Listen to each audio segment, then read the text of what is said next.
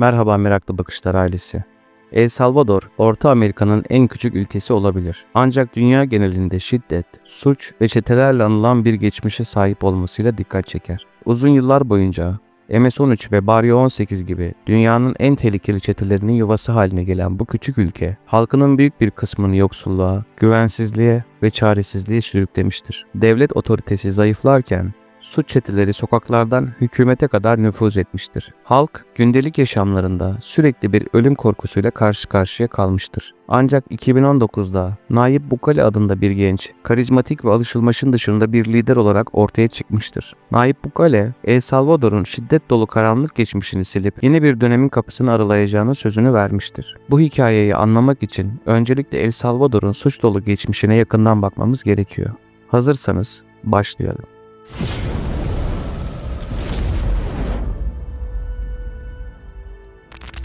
El Salvador'un modern tarihindeki en önemli dönüm noktalarından biri 1980'lerde yaşanan iç savaştır.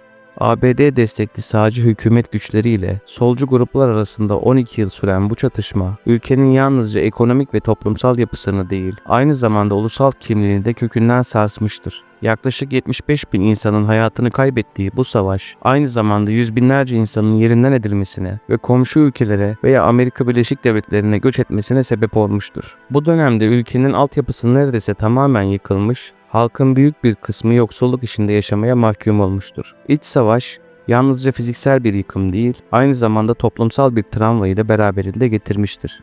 Savaş sonrası dönemde halkın devlete olan güveni büyük ölçüde zayıflamış, işsizlik oranları artmış ve sosyal hizmetler yetersiz hale gelmiştir. İç savaşın ardından daha iyi bir yaşam umuduyla Amerika Birleşik Devletleri'ne göç eden El Salvadorlular, özellikle Los Angeles gibi büyük şehirlerde kendilerini dışlanmış ve ekonomik açıdan dezavantajlı bir konumda bulmuşlardır. Göç eden bu bireylerin çoğu, marjinalleşme ve güvensizlik içinde büyüyen gençlerdir. Bu bağlamda MS-13 ve Barrio 18 gibi çeteler, başlangıçta kendilerini koruma amacıyla kurulmuş olsa da kısa sürede organize suç örgütlerine dönüşmüşlerdir. Ancak ABD'nin 1990'larda uyguladığı suçla mücadele politikaları kapsamında binlerce çete üyesinin El Salvador'a sınır dışı edilmesi bu sorunun ülkeye geri dönmesine yol açmıştır. Üstelik bu çete üyeleri yalnızca ülkelerine geri dönmekle kalmamış, aynı zamanda ABD'de edindikleri organize suç becerilerini ve şiddet kültürünü de beraberlerinde getirmişlerdir. El Salvador'da bu dönemde zaten mevcut olan ekonomik istikrarsızlık, yüksek işsizlik ve siyasi zayıflık çetelerin hızla büyümesi için uygun bir ortam yaratmıştır. MS-13 ve Barrio 18 kısa sürede ülkenin her köşesine nüfuz ederek uyuşturucu ticareti, insan kaçakçılığı, haraç toplama ve cinayet gibi suçları kontrol eden devasa birer suç imparatorluğu haline gelmiştir. 2000'li yıllarda El Salvador, dünyanın en tehlikeli ülkelerinden biri olarak anılmaya başlanmıştır. Cinayet oranları astronomik düzeylere ulaşmış, yalnızca 2015 yılına kadar 100 bin kişiden 105'i cinayete kurban gitmiştir. Mahalleler, çeteler arasında bölünmüş, hatta bazı bölgelerde hükümet otoritesi tamamen yok olmuştur. İnsanlar, günlük yaşamlarını sürdürürken bile çetelerin denetiminden kaçamamıştır. Çocuklar okula giderken güvenlik endişesiyle karşı karşıya kalmış, işletme sahipleri çetelere haraç ödemek zorunda bırakılmıştır. Hükümetler çetelerle mücadelede yetersiz kalmış ve bu örgütlerin gücü her geçen gün artmıştır. Çeteler yalnızca sokakları değil, aynı zamanda politik sistemleri ve kolluk kuvvetlerini de etkisi altına almıştır. Çete üyeleri hapishanelerden dahi faaliyetlerini sürdürerek toplumun her kesimine korku salmaya devam etmiştir. Bu karanlık tablo karşısında El Salvador halkı radikal bir değişim arayışı içine girmiştir. Geleneksel siyasete olan güvenin azaldığı bir dönemde Nayib Bukele, alışılmışın dışında bir lider olarak sahneye çıkmıştır. 2019'da başkanlık koltuğuna oturan Bukele, yolsuzlukla mücadele, çetelerle savaş ve ülkeyi yeniden inşa etme vaatleriyle halkın büyük desteğini kazanmıştır. Nayib Bukele, 2019'da iktidara geldikten sonra çetelerle mücadelede yeni bir strateji benimsemiştir. İlk ve en dikkat çekici adımlarından biri, 2022'de olağanüstü hal ilan etmek olmuştur. Bu karar, çetelerle mücadelede devletin elini güçlendiren bir hamledir. Olağanüstü hal kapsamında polis ve askerler geniş yetkilerle donatılmış, binlerce şüpheli çete üyesi hızlı bir şekilde tutuklanmıştır. Nayib Bukele'nin liderliğindeki hükümet, çete üyelerine karşı adeta sıfır tolerans politikası izlemiştir. Polislere ve askerlere operasyonlarda güç kullanımı konusunda esneklik sağlanmış, binlerce kişi gözaltına alınmıştır. Ancak bu politikalar yalnızca El Salvador'da değil, dünya genelinde tartışma konusu olmuştur. İnsan hakları örgütleri, olağanüstü hal uygulamalarının hukukun üstünlüğünü ihlal ettiğini ve masum sivilleri de mağdur ettiğini savunmuştur. Bukele'nin bu hamlesi, El Salvador halkı arasında büyük bir destek bulmuştur. Çetelerden uzun yıllar boyunca çekmiş olan halk bu sert politikaları memnuniyetle karşılamış ve Bukele'yi iyi bir kahraman olarak görmeye başlamıştır.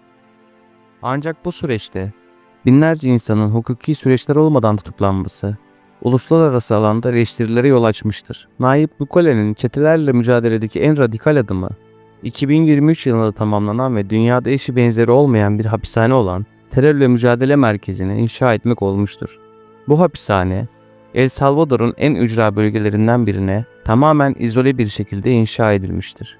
Toplamda 40.000 mahkum kapasitesine sahip olan bu devasa yapı, çete üyelerini tamamen kontrol altına almak amacıyla tasarlanmıştır. Hapishanenin tasarımı en ileri güvenlik önlemleri içermektedir. Yüz tanıma sistemleri, 24 saat aktif kamera sistemleri, hareket sensörleri ve sürekli devreye gezen silahlı güvenlik ekipleriyle donatılmıştır. Mahkumların dış dünya ile herhangi bir bağlantı kurması imkansız hale getirilmiştir. Her hücrede yüzlerce mahkumun bir arada tutulduğu bu hapishanede, mahkumların yaşam koşulları oldukça zorlu bir şekilde düzenlenmiştir. Yiyecek ve su gibi temel ihtiyaçlar minimum seviyede sağlanmakta, mahkumlar günün büyük bir kısmını izole bir şekilde geçirmektedir. Hapishanede ayrıca herhangi bir eğlence veya rehabilitasyon programı bulunmamaktadır. 2023 yılında hapishaneden yayılan görüntüler dünya genelinde büyük bir yankı uyandırmıştır. Mahkumların yüzüstü yatırılarak elleri kelepçeli şekilde taşındığı, yüzlerce kişinin tıka basa dolu hücrelerde tutulduğu görüntüler medyada geniş yer bulmuştur. İnsan hakları örgütleri bu görüntüleri insanlık dışı olarak nitelendirmiş ve Nayib Bukele'nin hükümetini sert bir şekilde eleştirmiştir. Birçok rapor, mahkumların yetersiz beslenme, kötü muamele ve sağlık hizmetlerine erişim eksikliği gibi ciddi sorunlarla karşı karşıya olduğunu ortaya koymuştur. Ancak Bukele, bu eleştirilere karşı son derece net bir duruş sergilemiştir. Çetelerin insan haklarını savunanlar, onların kurbanlarını hiç düşündü mü diye sorarak hükümetinin politikalarını savunmuştur. Bukele'nin sert politikası kısa sürede etkisini göstermiş, 2022 yılı itibariyle El Salvador'daki cinayet oranları %50'den fazla azalmıştır. Sokaklar çetelerin kontrolünden kurtarılmıştır. Ülke uzun yıllar sonra güvenlik hissinin yeniden sağlandığı bir dönem yaşamaya başlamıştır. Turizm sektörü canlanmış, yatırımcılar ülkeye yeniden ilgi göstermeye başlamıştır. El Salvador halkı Bukele'yi büyük bir destekle ödüllendirmiş, onu ülkeyi kurtaran lider olarak görmeye devam etmiştir. Ancak bu başarıların bedeli ağır olmuştur. Bukele'nin politikaları uluslararası alanda ciddi eleştirilere maruz kalmıştır. İnsan hakları örgütleri olağanüstü hal kapsamında yapılan tutuklamaların hukuki süreçlere aykırı olduğunu ve masum insanların da bu süreçte zarar gördüğünü savunmuştur. Ayrıca terörle mücadele merkezindeki yaşam koşulları ve mahkumlara yapılan muamele birçok raporda insan hakları ihlali olarak tanımlanmıştır. Bukele ise bu eleştirileri ülkenin yıllardır süren çete sorununu çözmek için gerekli olduğunu savunarak geri çevirmiştir. Ona göre El Salvador'un geleceği bu radikal adımlar sayesinde yeniden şekillenmektedir. El Salvador'un hikayesi sadece bir ülkenin suçla mücadelesini değil, aynı zamanda güvenlik ve insan hakları arasındaki dengeyi sorgulatan bir örnek olarak karşımıza çıkıyor. Bukele'nin liderliği, bir liderin kararlılığıyla bir toplumun nasıl dönüştürülebileceğini gösteriyor.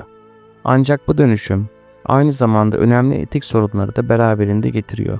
Nayib Bukele'nin politikalarının uzun vadeli etkileriyle şekillenecek mi? Bu hikaye dünyanın dört bir yanındaki ülkeler için bir model mi? Yoksa bir uyarı mı? Cevap yalnızca zamanla ortaya çıkacak. Bizi izlediğiniz için teşekkür ederim. Bir dahaki videoda görüşmek üzere.